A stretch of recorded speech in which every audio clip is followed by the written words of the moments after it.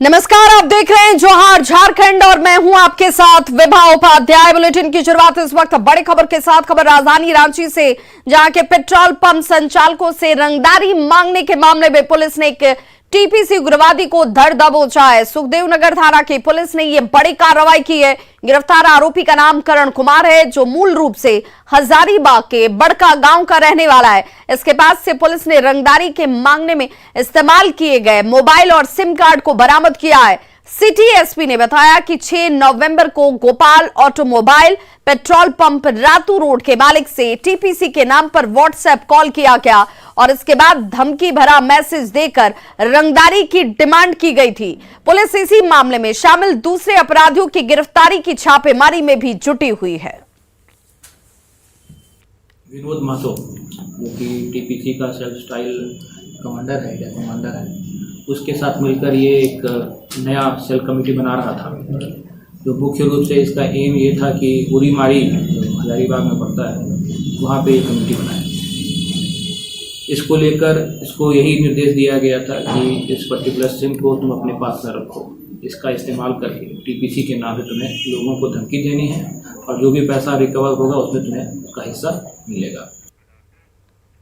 बोकारो के गोमिया प्रखंड में हाथियों के दल ने डेरा डाले रखा है। रामगढ़ से भटककर बोकारो पहुंचे हाथियों का ये झुंड 1 दर्जन से ज्यादा इस झुंड में हाथी हैं, जो जंगल घूम रहे हैं और फिलहाल हाथियों के झुंड ने सहरहसिया गांव में डेरा जमा रखा है। कुछ दिन पहले ये हाथी झिरके और तेनुघाट होते हुए पेटरवार के जंगल में भटक रहे थे। इससे बोकारो के ग्रामीण जो लोग हैं वो दहशत के साए में इस वक्त जी रहे हैं। और ये हाथियों का वो झुंड, एक्सक्लूसिव तस्वीरें आप देख रहे हैं कैसे रामगढ़ से भटककर ये हाथियों का झुंड बोकारो पहुंच चुका है और जंगल ये हाथियों के झुंड जो है इस वक्त घूमते हुए अनाज की तलाश में, भोजन की तलाश में, और अब रामगढ़ में इन लोगों ने जमकर उत्पात मचाया। अब ये बोकारो तक पहुंच चुके हैं और इसी वजह से ग्रामीण इलाकों के लोगों में डर का माहौल है।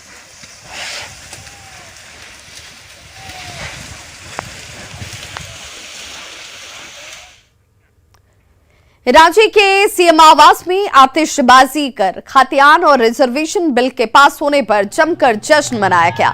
मुख्यमंत्री हेमंत सोरेन ने खुद पटाखे छोड़े और झारखंड वासियों को दिल खोलकर बधाई दी। इस मौके पर केंद्रीय सरना समिति और सरना प्रार्थना सभा के प्रतिनिधियों का दल भी मुख्यमंत्री आवास पहुंचा हुआ था और दोनों बिलों के पास होने पर मुख्यमंत्री हेमंत सोरेन को बधाई दी गई।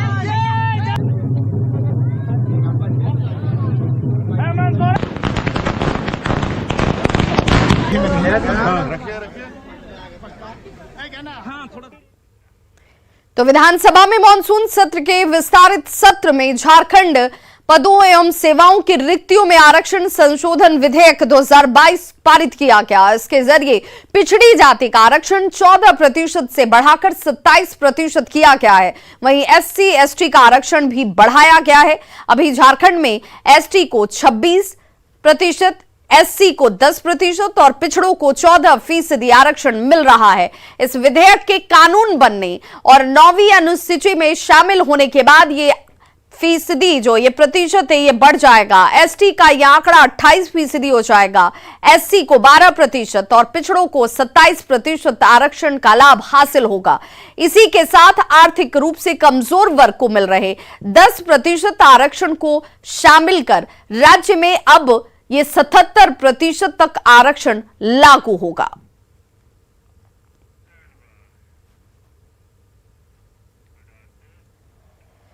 और अब आपको बताते हैं कि देश के किस राज्य में आरक्षण की सीमा कितनी है। झारखंड में आरक्षण की सीमा 77% तक पहुंच चुकी है। देश में सबसे अधिक आरक्षण 79% है। वहीं हरियाणा में 70% आरक्षण दिया जा रहा है। महाराष्ट्र में आरक्षण की सीमा 68% तक है, जबकि राजस्थान, उत्तर प्रदेश, बिहार और मध्य प्रदेश में आरक्षण का दायरा 59.5% तक का है। 1932 खतियान को झारखंड विधानसभा से मंजूरी मिलने के बाद ही इसके विरोध के स्वर भी अब उठने लगे हैं। पूर्व मुख्यमंत्री मधु कोड़ा ने इस विधेयक को अपूर्ण और अधूरा करार दिया है। न्यूज 18 से खास बातचीत में मधु कोड़ा ने कहा कि सदन में इस विधेयक के संशोधन पर ज्यादा चर्चा नहीं की गई। उन्होंने यहां तक दावा किया कि केवल 5 जिलों के लोगों को ही इस बिल से फायदा होगा। पूर्व मुख्यमंत्री मधु कोड़ा से बातचीत की न्यूज 18 संवाददाता संजय कुमार सिन्हा ने। झारखंड विधानसभा से 1932 खतियान को मंजूरी मिलने के बाद विरोध के स्वर भी उठने लगे हैं।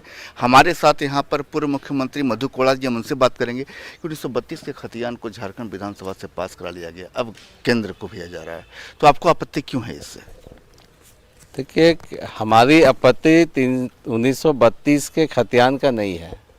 हमारा आपत्ति यह है कि आप जो 1932 के बाद में कुलान प्रमंडल के लोग, जिसका सर्वे जो रिवीजन सर्वे किया गया है, करीब 90% पॉपुलेशन का सर्वे किया गया उस पर 1964 का, तो फिर उससे आप शामिल क्यों नहीं कर रहे? हमारा ये आपत्ति था।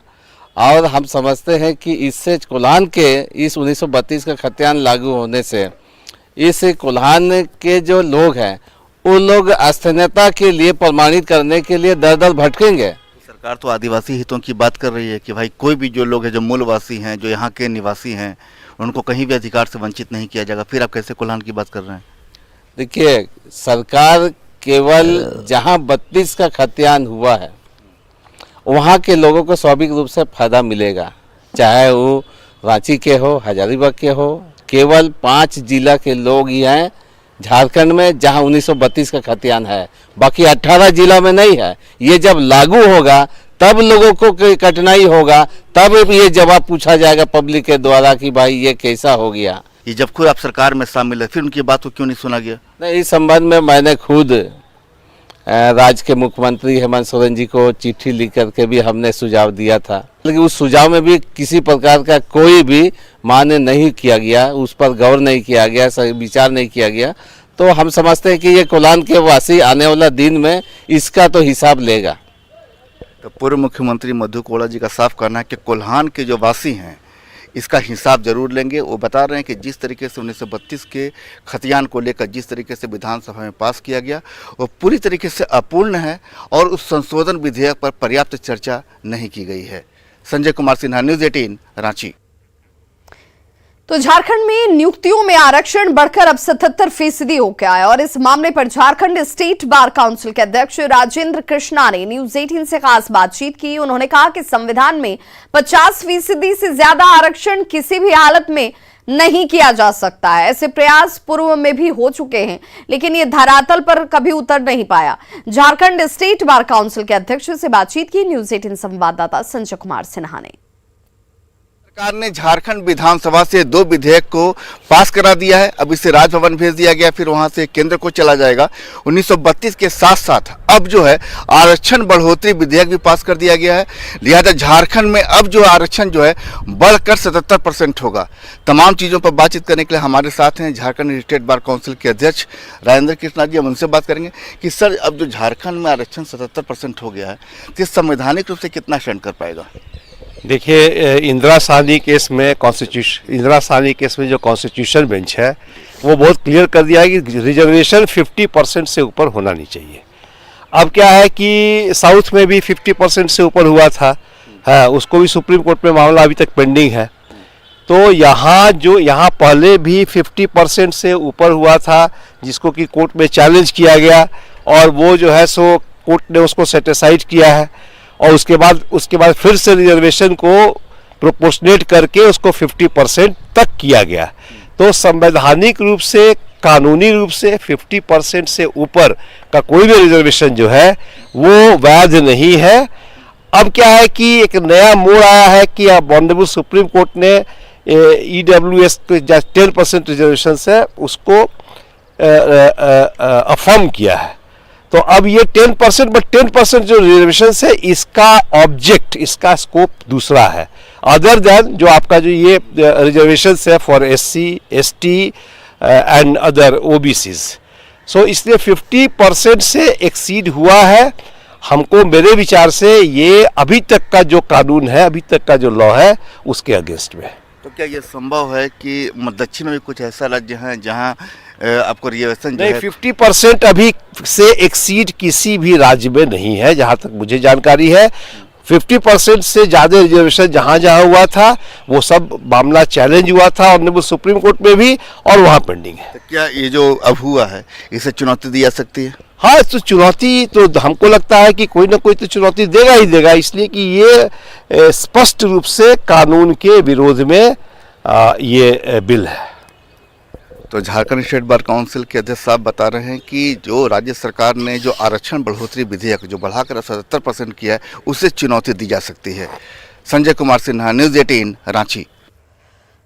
झारखंड विधानसभा से 11 नवंबर को पास हुए दोनों विधेयकों का भविष्य उज्जवल है और दोनों विधेयक जल्द ही राज्य में लागू भी होंगे, ये कहना है झारखंड विधानसभा के अध्यक्ष रविंद्रनाथ महतो का।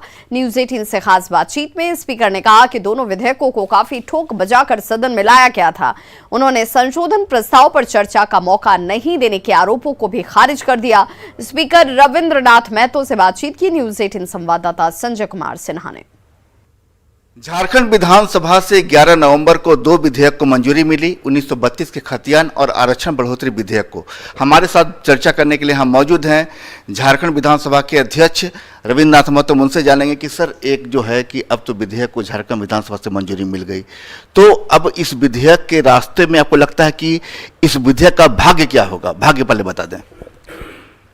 इस विधेयक का जो भाग्य है ये अत्यंत ही उज्जवल है। इस विधेयक पास होने के बाद ये कानून बनेगा और हमारे राज्य में बसे हुए लोगों को इस कानून का फायदा मिलेगा। तो किसी भी दल ने क्या इस 1932 के खतियान की बात करें या आरक्षण बढ़ोतरी विधेयक की आपत्ति की थी? नहीं, हमारे समझ से तो विधानसभा के अंदर में सारे दल के लोगों ने जो चर्चा में भाग लिए, सारे लोगों ने इस विधेयक का समर्थन किए, बल्कि ये विधेयक और पुष्ट और लाभकारी हो इस विषय पर भी सुझाव दिए। और आपको स्मरण होगा, आपने अगर कल विधानसभा की कार्रवाई देखे होंगे तो माननीय सदस्यों के द्वारा जो सुझाव आया उसको सरकार ने स्वीकार करने में कहीं दिक्कत महसूस नहीं किया, और यथा प्रस्तावित जो उन्होंने विधेयक को संशोधन के बारे में बोले उसको अंगीकार करने में भी अस्वीकार नहीं किया, उसको अंगीकार किया। विपक्ष तो साफ कर रहा है कि अगर आपकी जो सरकार की अगर नीयत साफ होती, आप चूंकि विधानसभा अध्यक्ष हैं, उनका कहना था कि वैसे में आप संकल्प भी ला सकते थे, इतना आपको 9 शेड्यूल में जाने की जरूरत ही नहीं होती। नहीं, देखिए, ये तो शुरू से सवाल उठाने वाला सवाल उठाते आए हैं, उस पर मैं नहीं जाना चाहता हूँ। विधि सम्मत विधेयक लाया गया और विधि सम्मत इसका समाधान होगा, और विधि सम्मत के रूप में जिस जगह में इस विधेयक को जाना चाहिए, सब लोगों का जो विचार है उसमें आना चाहिए, तब ये विधेयक ज़्यादा पुष्ट होगा। विधानसभा अध्यक्ष रविंद्रनाथ महतो का साफ कहना है कि कहीं भी कोई अड़चन नहीं आएगी, दोनों विधेयक राज्य में जल्द लागू होंगे।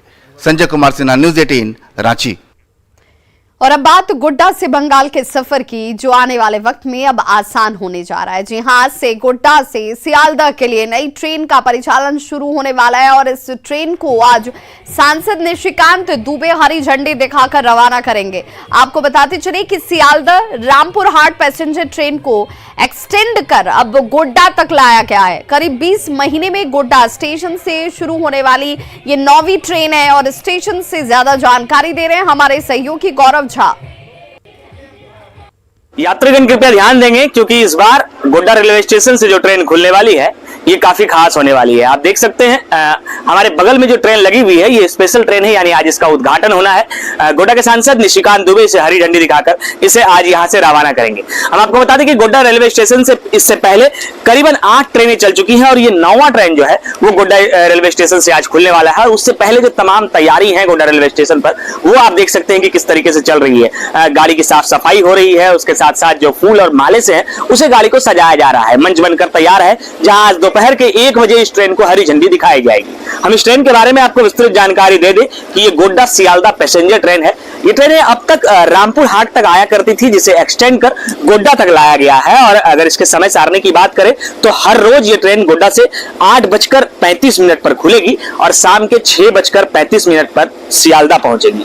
अगर हम वापसी की बात करें तो सियालदा में ये ट्रेन 12:05 में दिन में खुलेगी और रात के 10:30 पर ये ट्रेन गोड्डा पहुंच जाएगी। यानी कि अगर हम बात करें कि गोड्डा रेलवे स्टेशन से ये 9वीं ट्रेन जब चली है तो यकीनन ये ट्रेन गोड्डा के लोगों के लिए कोलकाता तक का जो सफर है वो आसान करेगी। अगर कोलकाता तक का सफर आसान होगा तो निश्चित रूप से जो व्यवसायी वर्ग हैं या जो पढ़ने वाले बच्चे हैं वो जब कोलकाता जाएंगे तो उनके लिए ये ट्रेन आसानी होगा। हालांकि अगर किराए की बात करें तो अब तक से जो जानकारी मिली है कि 75 रुपए किराए जो है यहाँ से सियालदा तक की ये ट्रेन लेगी। इससे पहले अगर हम गोड्डा रेलवे स्टेशन से बात करें तो गोड्डा से टाटा के लिए, गोड्डा से रांची के लिए, गोड्डा से दिल्ली के लिए ट्रेनें चल चुकी हैं। इसके साथ साथ भागलपुर के लिए ट्रेनें चल रही हैं और ये अब अगली ट्रेन जब मिली है तो पिछले 20 महीने में 9वें ट्रेन का आज उद्घाटन यहाँ गोड्डा रेलवे स्टेशन से दोपहर के 1 बजे होना है। गौरव झा, न्यूज़ 18, गोड्डा। मुख्यमंत्री हेमंत सोरेन आज सरायकेला में आपकी योजना आपकी सरकार आपके द्वार कार्यक्रम को लेकर पहुंच रहे हैं। जिला मुख्यालय के बिरसा मुंडा स्टेडियम में कार्यक्रम का आयोजन किया गया है और इस दौरान मुख्यमंत्री अपने हाथों से कई योजनाओं के लाभुकों को योजना का लाभ देते हुए नजर आएंगे। साथ ही लाभुकों से सीधी बातचीत भी की जाएगी। कार्यक्रम में 187 योजनाओं का शिलान्यास और 124 योजनाओं का उद्घाटन मुख्यमंत्री हेमंत सोरेन की तरफ से किया जाना है। वहीं 63,000 से अधिक लाभुकों के बीच परिसंपत्तियों का वितरण भी किया जाएगा।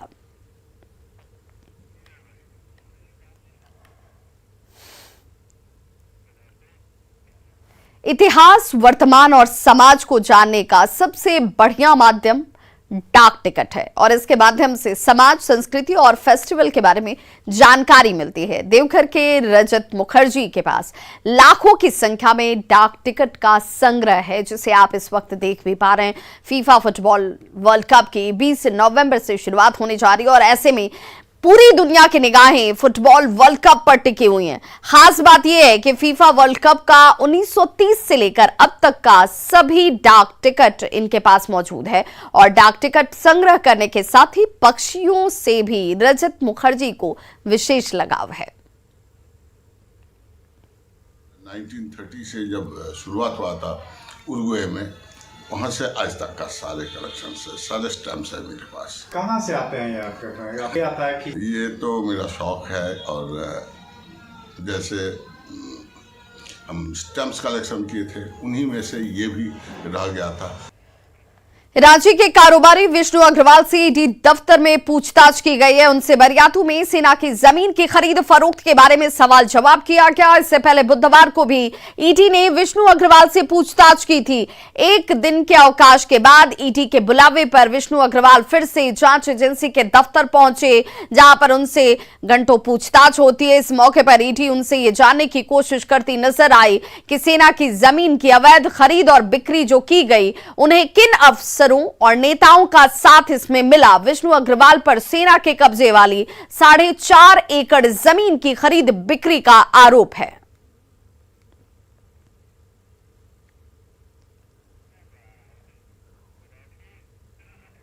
जामताड़ा में शराब पीकर बाइक चलाना 3 युवकों को महंगा पड़ गया। दर्दनाक सड़क हादसे में तीनों की जान जा चुकी है। यह हादसा हुआ साहिबगंज गोविंदपुर रोड पर अंबावाग गांव के पास। बाइक सवार तीनों युवक बगदाहा से बिलबोराई जा रहे थे और तभी अचानक उनकी बाइक अंबावाग के पास माइलस्टोन से जाकर टकराती है और तीनों सड़क पर गिर गए। वहीं इनकी मौत हो गई।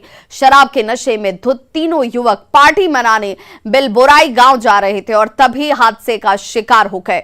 जामताड़ा पुलिस ने तीनों शवों को पोस्टमार्टम के लिए भेज दिया है। जामताड़ा के करमाटाण बाजार में छापेमारी के दौरान साइबर पुलिस की पिटाई से कुल्हा मंडल नामक शख्स की मौत हो गई। साइबर पुलिस ने साइबर ठगी के आरोप में 2 युवकों को पकड़ा था। दोनों युवकों को लेकर साइबर पुलिस उनके घर पहुंची और इसी दौरान आरोपी के पिता से धक्का मुक्की की गई, जिसमें उन्होंने दम तोड़ दिया। इससे नाराज ग्रामीणों ने साइबर पुलिस पर कड़ी कार्रवाई की मांग की है। उसका घर ले जा रहा था, उसका पिताजी खाना खाने जा रहा था, हाथ धो के उसी में उसको पिताजी को पकड़ा और धक्का दे दिया, वो गिर गया। गिरने के बाद वो डेथ कर गया। यहाँ का ग्रामीणों का मांग है कि जो पुलिस प्रशासन ने कारनामा किया उसके ऊपर FIR दर्ज। और जैसे प्रशासन गया उसको उसका बेटा को शायद खोज रहा था, वो नहीं मिला तो प्रशासन उसको मारा और पीछे से धकेला और धकेलने के बाद वो गिरा और डर और भय से चाहे जैसे भी हो प्रशासन तो लगता हमको पीट के उसको मार दिया है। और प्रशासन को जैसे हम वहाँ गांव के लोगों ने जाना कि उसको मारा है, वो अपना गाड़ी लेके सीधे लेके भाग गया। रामगढ़ के भदानी नगर में चल रही अवैध खदानों के मुहानों को जेसीबी ने डोजरिंग कर बंद कर दिया है। इससे कोयला माफियाओं में हड़कंप मचा हुआ है। भदानी नगर के जंगली इलाके में इन दिनों कई अवैध खदान चल रहे हैं, जहां से दिन रात अवैध कोयला निकाला जा रहा है और इसे ईंट भट्ठों में खपाया जा रहा है। गुप्त सूचना पर भदानी नगर पुलिस ने छापेमारी की और कोयला खदानों को बंद कर दिया गया।